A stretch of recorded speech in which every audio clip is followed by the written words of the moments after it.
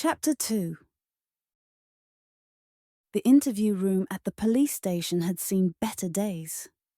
Coffee stains formed a topographical map on the metal table. Rings overlapping rings in a chronicle of long nights and longer conversations. The fluorescent lighting buzzed intermittently, threatening to trigger the migraine Isabella had been fighting off all morning. The harsh white glow cast everyone in a sickly pallor. A faint hint of industrial cleaner failed to completely mask the lingering sense of fear, aggression, and desperation seeping into the walls over decades of use. The two-way mirror reflected Isabella's exhausted face, dark circles prominent under her eyes despite her attempt to cover them with concealer in the station's bathroom.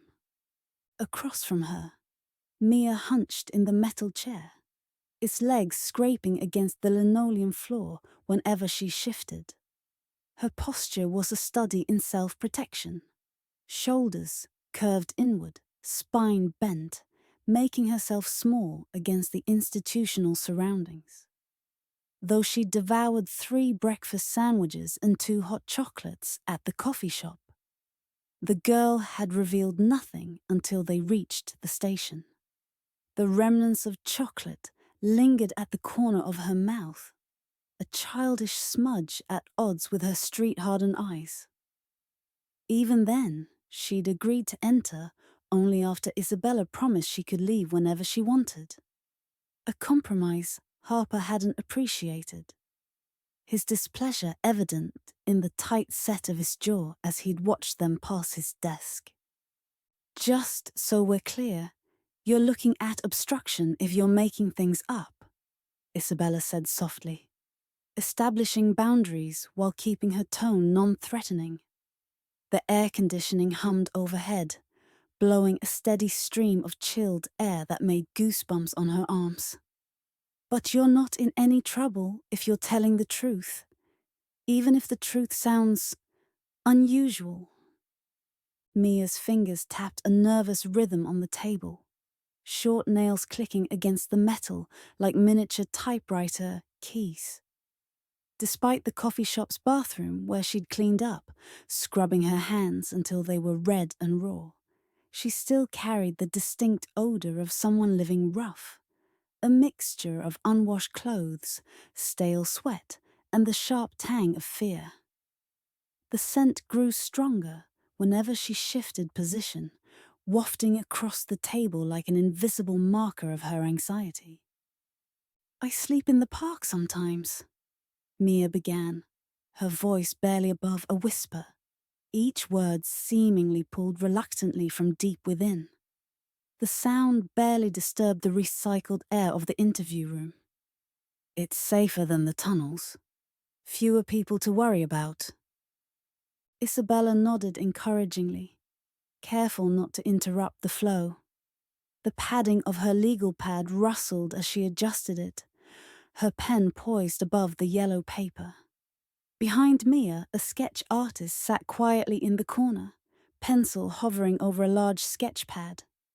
The soft scratch of the artist's preliminary outlines was the only sound besides the buzzing lights and Mia's tapping fingers. "I was in my spot. There's this maintenance shed with a broken lock. Gardeners don't use it anymore." Mia's eyes darted to the door, then back to Isabella, the amber irises reflecting the fluorescent light like a cat. "I heard her first. The girl. She was laughing with someone. Sounded happy, you know. Normal." The tapping fingers stilled as Mia's gaze unfocused, seeing something beyond the interview room walls. A muscle in her jaw twitched rhythmically. They were walking along the path. She was sort of leaning into him. Like... Mia demonstrated with her body, tilting sideways in a mimicry of romantic closeness, the chair creaking under her shifting weight. "I watched 'cause I was making sure they weren't headed toward my spot." "Could you see them clearly?" Isabella asked, keeping her voice neutral. Her pen scratched softly against the paper as she made notes, the ink leaving precise blue lines in her careful handwriting. Mia nodded slowly, the beanie sliding forward slightly, before she reached up to adjust it. There are these solar lights along that path. Not bright, but enough. He was tall. Like, really tall. He had his arm out so she could hold it as she walked. She paused, swallowing hard, the sound audible in the quiet room. At first I thought they were just gonna hook up in the park or something. People do that all the time. Isabella made a small note on her pad, angling it so Mia could see she wasn't hiding anything. The paper was slightly rough against her fingertips as she shifted it. What made you realize it was something else? Mia's hand went to her own throat unconsciously, fingers pressing against the pulse point as if to reassure herself it still beat. She'd bitten her nail to the quick, cuticles ragged and red. His eyes, when they passed under the light, his eyes, they glowed, like reflected red, like an animal's eyes do. Her voice faltered, cracking slightly on the word animal. I thought I was seeing things. Maybe it was just the angle of the light, right? But then... She stopped, her breathing becoming shallow, quick puffs of air that barely moved her chest. The sound of her increasing panic filled the small room. Isabella recognized the signs of an impending anxiety attack and slid a paper cup of water across the table, the bottom scraping against the metal surface. Take your time, Isabella said gently, her voice a deliberate contrast to the harsh surroundings. You're safe here. The lie felt necessary. No one who had witnessed what Mia had would feel safe anywhere for a long time. Mia gulped the water, spilling some down her chin in her haste. The liquid darkened small spots on her already stained hoodie. He moved. Wrong. 1 second, they're walking normally. The next, he's got her against a tree. So fast, I didn't even see him move. Like, inhuman fast. Her voice dropped even lower, forcing Isabella to lean forward to hear. She laughed at first, like it was just getting frisky. But then she started struggling. Isabella felt her skin prickle, a shiver running down her spine that had nothing to do with the over-enthusiastic air conditioning. In her peripheral vision, she saw the sketch artist's hand rushing across the paper, the soft scratching becoming more urgent. Then what happened? She prompted. When Mia fell silent again, eyes fixed on the now empty water cup. He bent to her neck, like he was kissing her or something. She stopped struggling pretty quick, just went limp. Mia's hands were shaking now, causing the empty cup to rattle against the table like chattering teeth. I should have done something, screamed or threw something, but I was scared. I just froze. It's not your fault, Isabella said firmly, the pen pressing harder against the paper, leaving deeper indentations. Most people freeze in those situations. It's a survival response. The clinical words felt inadequate against the raw guilt in Mia's expression. Mia looked unconvinced, guilt shadowing her young face, aging her beyond her years. The fluorescent light cast harsh shadows beneath her eyes, emphasizing the dark circles of someone who rarely got restful sleep. After she went still, he held her for a while, like they were dancing or something. Then he laid her down real gentle on the grass. But his hands weren't exactly hands. Isabella leaned forward slightly, the fabric of her blouse pulling across her shoulders with the movement. What do you mean, not hands exactly? Her heart rate had increased, and the pulse audible in her ears was like distant drumming. Mia's expression twisted with frustration, her features contorting as if physically struggling with the limitations of language. "It'll sound crazy." Her voice took on a defensive edge, sharpening with the expectation of disbelief. "I'm interested in the truth, Mia, not in judging whether it sounds reasonable." Isabella kept her expression open, fighting against her training to display skepticism toward unlikely testimony. The air in the room felt suddenly thicker, almost difficult to breathe. Mia continued after a long moment, during which only sounds were the buzzing lights and the soft scratching of the artist's pencil. His fingers were longer, with these claw things. She extended her fingers, curving them into a claw-like shape, nails facing downward. Once he laid her down, he licked the blood off them. Really, licked. Each word was punctuated with a tap of her finger against the table, emphasizing the horror. Isabella kept her expression carefully neutral, despite the chill running down her spine. The image Mia described was so vivid and specific in its horror that it settled into her mind like a stain she couldn't scrub away. In her decade of legal work, she'd heard many witness statements, some reliable, others fantastical. Mia's account contained details that should have placed it firmly in the latter category. Yet the girl's demeanor suggested genuine trauma, not fabrication. Her eyes held the 1,000-yard stare Isabella had seen too often in victims, looking at something no one should have to see. "Would you be willing to work with our sketch artist?" Isabella gestured to the quiet woman in the corner, whose hand had stilled during Mia's most disturbing descriptions. "Just to create an image of the man you saw." Mia's eyes darted to the artist, then back to Isabella. Her fingers resumed their nervous tapping, the sound filling the silence. For a moment, Isabella thought she would refuse, her body language shifting toward the door. "He'll know it was me," Mia whispered, fear evident in every syllable, her voice trembling like a plucked string. "If he sees the picture, he'll know someone saw him." Isabella reached across the table, stopping just short of touching Mia's hand, recognizing that unwanted physical contact could shatter their fragile rapport. The metal table was cool beneath her palm. "We can protect you. There are programs." "No." Mia's response was immediate and firm, cutting through the air like a blade. "No programs, no system.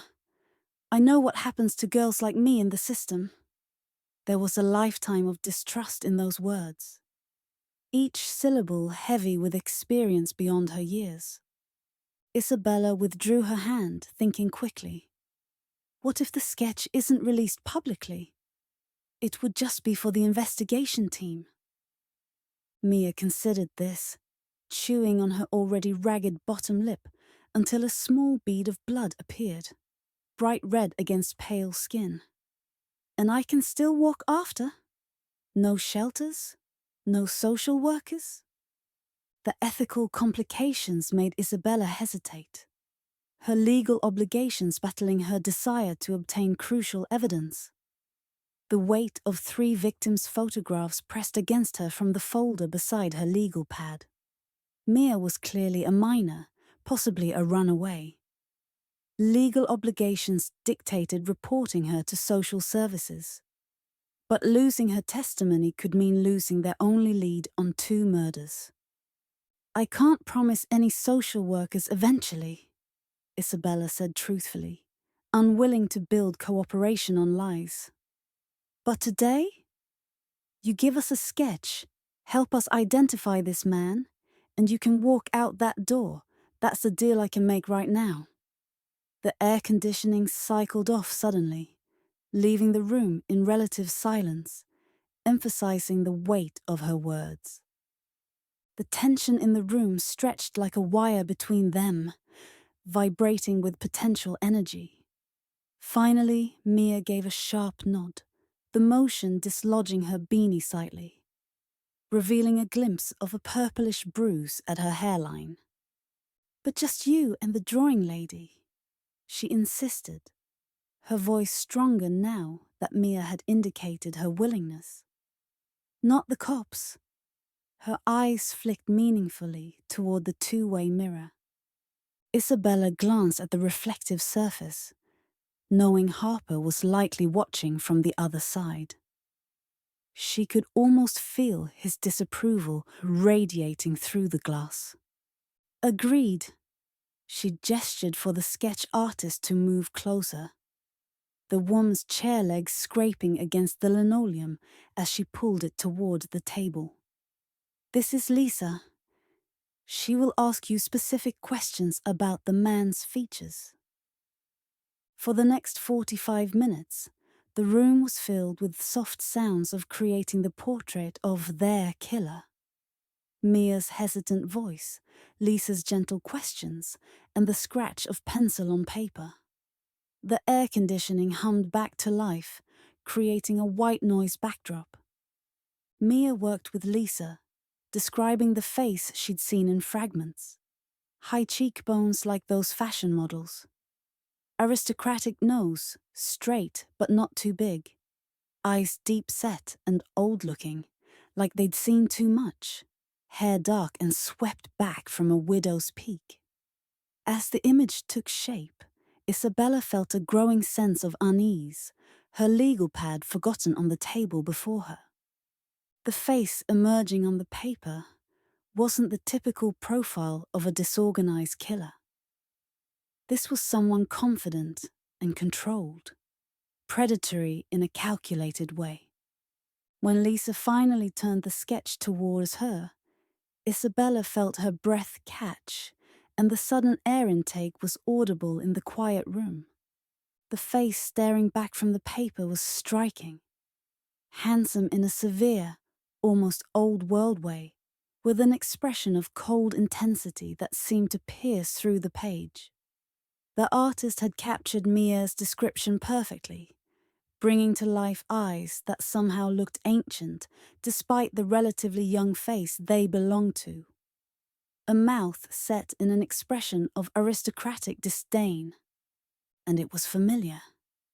"Have you seen him before?" Mia asked, watching Isabella's reaction closely, missing nothing despite her youth and situation. Her eyes narrowed slightly. Isabella composed her features quickly, schooling them back into professional neutrality. Her heart hammered against her ribs, the sound surely audible to everyone in the room. "I'm not sure. The sketch will help us check against known persons of interest." A polite fiction. She knew exactly where she'd seen that face. Mikhail Volkov, the enigmatic philanthropist whose family had seemingly appeared in Atlanta 15 years ago and quickly become fixtures in the city's social circles. His photograph had been in the society pages just last week at the opening of the new wing of the children's hospital that bore his family name. She remembered the image clearly. Volkov standing beside Mayor Collier, cutting a red ribbon with oversized scissors, his face serious, even in that ceremonial moment. Mia's impossible story of glowing eyes and inhuman movements suddenly collided with the image of one of Atlanta's most eligible bachelors. The cognitive dissonance as jarring as a physical slap. Isabella's temples throbbed, the threatened migraine gathering force behind her eyes. "I've told you everything," Mia said, pushing back from the table, the metal chair legs squealing in protest. The sound pierced through Isabella's thoughts like a needle. "I kept my end." Isabella nodded, still processing the implications.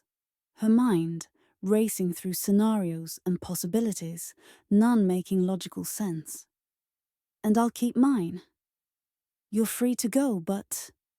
She retrieved a business card from her blazer pocket, the cardstock slightly bent from being carried too long.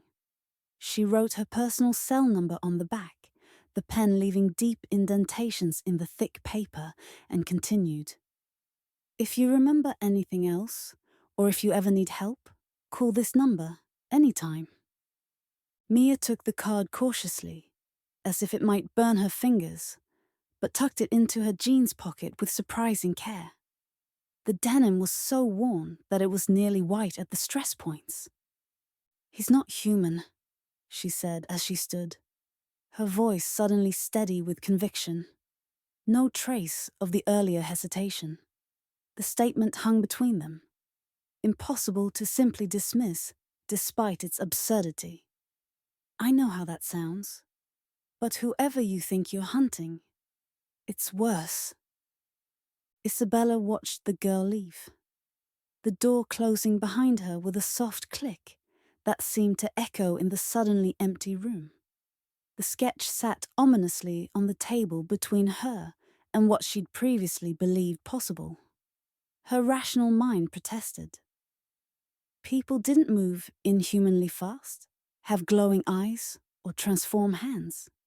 Yet the precision of the wounds, the inexplicable blood loss, the saliva anomalies. The interview room door opened again, Harper entering with a thunderous expression. His cologne preceded him, a spicy scent that filled the small space. You let her walk? He demanded without preamble, his voice bouncing off the room's hard surfaces. Isabella tapped the sketch, the paper crinkling under her finger. I got what we needed. Harper picked up the drawing, the paper rustling in his large hands. His frown deepened as he studied it, brows drawing together to form a single line of consternation. This is... Mikhail Volkov, Isabella finished for him, her voice steady despite the turmoil in her mind. The name tasted strange on her tongue, as if speaking it aloud gave power to the impossible connection. Wealthy, philanthropist, and according to our only witness, something not quite human. Harper's laugh held no humor, a sharp bark that disturbed the air. You can't be serious. The Volkovs donate half the funding for the department's community outreach programs. His disbelief was palpable, filling the space between them like a physical barrier. I'm not drawing conclusions yet, Isabella said, standing and gathering her notes. The paper felt insubstantial in her hands, insufficient to contain the weight of what Mia had described. But I am going to look more closely at Mr. Volkov. Based on the testimony of a homeless teenager who claims she saw a man with glowing eyes and magic claws. Harper's incredulity was palpable, his voice rising as he gestured to the doorway through which Mia had departed. Santos, you're smarter than this. Isabella met his gaze steadily, refusing to be intimidated by his height advantage as he loomed in the small room. Smart enough to know when details align too perfectly to dismiss. The markings match exactly. The blood loss defies explanation. And now we have a witness placing someone who matches Volkov's description at the scene. Circumstantial at best, delusional at worst, Harper countered, crossing his arms over his broad chest. The fabric of his shirt pulled tight across his shoulders, emphasizing his physical presence. Volkov is Atlanta royalty. You start throwing around accusations without solid evidence, you'll be crucified by every paper in the Southeast. Then let's find something more concrete. Isabella tucked the sketch into her folder, the paper sliding between cased notes with a whisper. Get me the security camera footage from the park entrances and surrounding streets. I want to know if Volkov's car or driver was anywhere near Piedmont last night. Harper's expression suggested he thought she was chasing shadows, but he nodded curtly. The fluorescent light emphasized the lines on his face, evidence of decades of similar conversations with witnesses who saw the impossible. "I'll see what we can get. But Santos..." He paused, his tone shifting from professional to concerned, lowering to a register that suggested privacy, despite the likelihood of listeners behind the mirror. "You look like you're running on fumes. Get some sleep before you start seeing monsters everywhere." The word monsters lingered between them as Harper left, closing the door with pointed restraint. The sound seemed to echo in the empty room, bouncing off the walls and mirror before settling into Isabella's consciousness like a burr. Isabella sank back into her chair, fatigue hitting her like a physical weight. The metal seat was hard and uncomfortable against her tired body, offering no relief. She stared at the edge of the sketch visible in her folder, thoughts racing despite her exhaustion.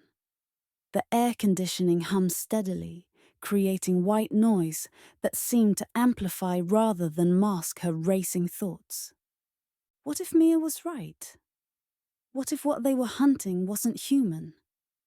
The rational part of her mind dismissed the thought immediately. People didn't have glowing eyes or animal claws. They didn't move with supernatural speed. They didn't feed on blood. These were the elements of horror films and folklore, not real investigations in 21st century Atlanta. But as Isabella gathered her belongings, the leather of her briefcase cool and smooth beneath her fingertips, she couldn't shake the image of those precise identical wounds across 3 victims' throats, or the lab results showing non-human saliva, or the complete lack of blood at scenes where the killer had drained the victims dry. The folder seemed heavier than its physical contents warranted, weighed down by implications she wasn't ready to face. Science explained many things once attributed to the supernatural. But as she left the interview room, the door closing behind her with a soft click, Isabella wondered if perhaps science had yet to catch up to all the truths of the world.